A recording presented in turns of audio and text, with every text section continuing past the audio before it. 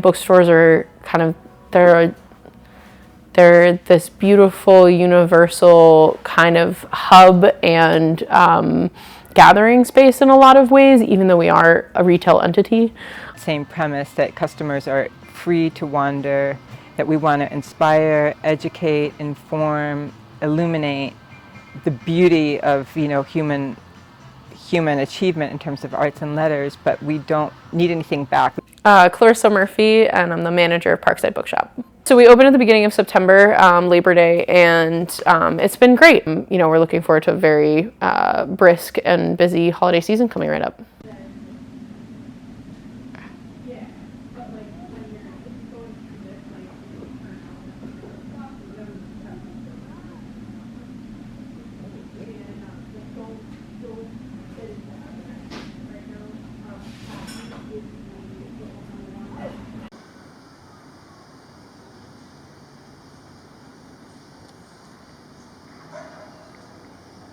So 60 plus years, we were founded in 1961. And at that time, in 1961, that was a completely revolutionary concept, that you would be allowed to wander through a store at your own leisure, following your own curiosity, and with basic skills, be able to find books yourself.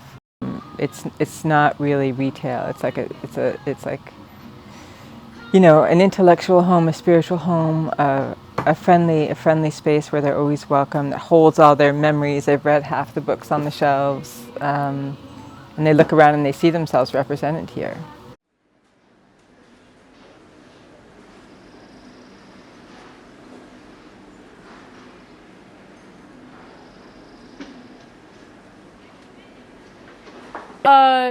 General interest, community focused. Bookstore, yeah, that's as short as I could get with it, There's so many things that we want to do and so many pieces, right? Like it's, a bookstore is so much more than just like books on the shelves. So, yeah, takes a lot of people. I have a lovely staff, and their energy is what allows us to do anything, right? So.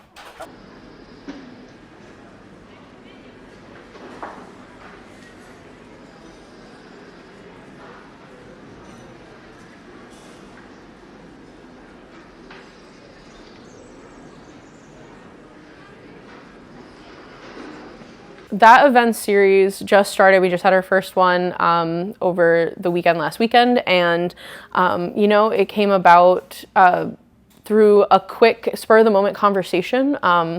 Impact Pilates, one of the instructors, Amanda, she popped into the shop and introduced herself, and it was a quiet morning, and we kind of got to talking, and suddenly we had this idea, like, wouldn't it be fun to offer this kind of class here for people? It's a beautiful space in the morning, the sunlight coming in, and people love being surrounded by books, right? So they're off to the races. There we went. It's our first event series that we're starting, and it's sort of like a casual book club meetup and a really great 45 minutes Pilates class. So yeah, we move the tables around and make space and open the shop pre-opening hours. So it's lovely. Our name is Parkside Bookshop for a reason, and this part of the city has so many beautiful parks. One of them was just recently redone and reopened, Titus Sparrow, which is not far from here.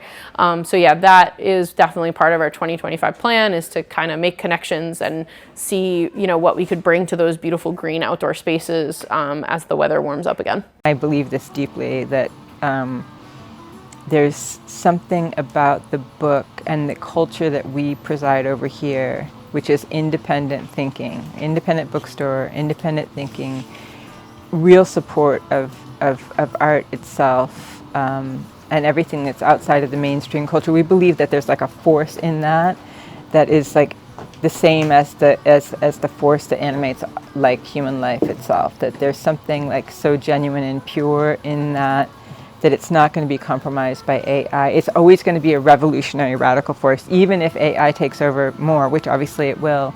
There'll be this core, it's like, Fahrenheit 451 kind of, there'll be this core of souls that'll be out there fighting and preserving this beautiful thing, which is actually the mystery of life itself. My name is Eve LaPlante, and I'm an author of books. I've been writing books for almost 40 years.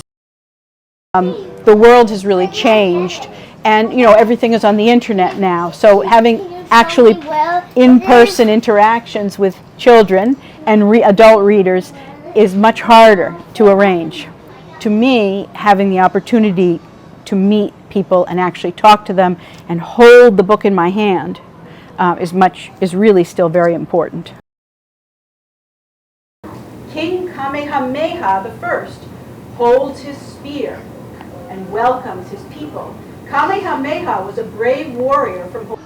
I may be old-fashioned, but to me, I think with a child, particularly even little kids today, I think little children want to feel the book. They want to touch the book.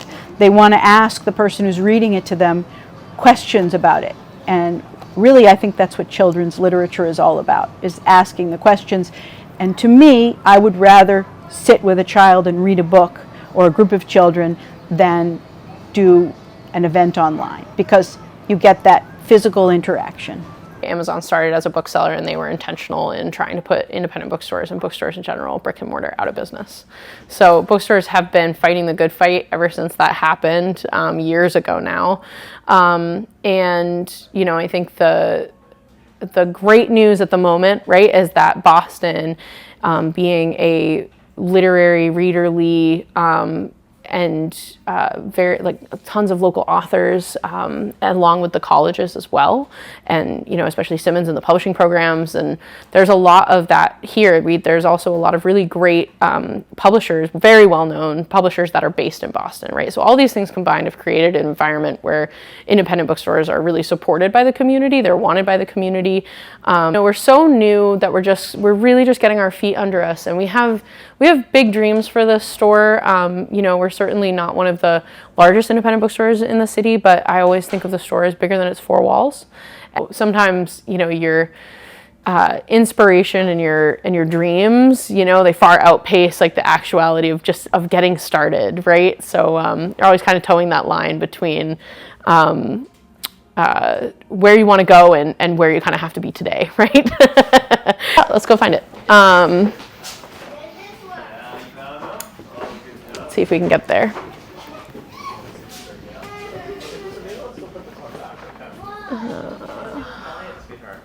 Just looking at it, we're just leafing through it. All right. Sorry, here, so we'll go up here. So this is the Bear and Nightingale. Here, it is the first in a trilogy too, and every book is just absolutely stunning and beautiful, but you could read it, just the first one alone. I'll show you a couple other ones that I really love.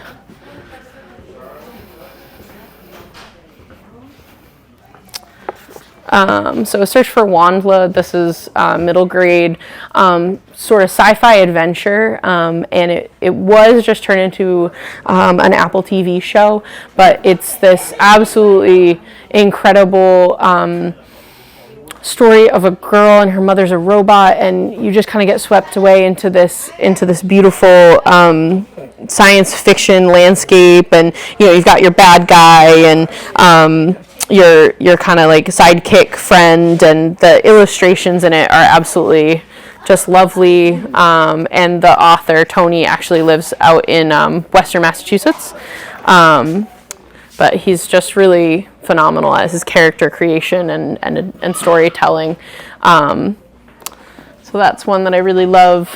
I was a children's bookseller first, so I'd say this is probably my next one right now, Pax. This is another middle grade fiction. This time it's the story of a little fox and his adventure, and it's just really heartfelt and charming, and it's evocative of childhood when you're reading it as an adult. Hey, how's it going? And it just swept me away, and I really haven't stopped thinking about it since I first read it, actually, so it sticks with you. But yeah. It is easy to feel exhausted some days at this, just the sort of sometimes insurmountable feeling hurdle of being brick and mortar in a digital age. So yeah, there's good news. I would say I feel very positive about the industry right now.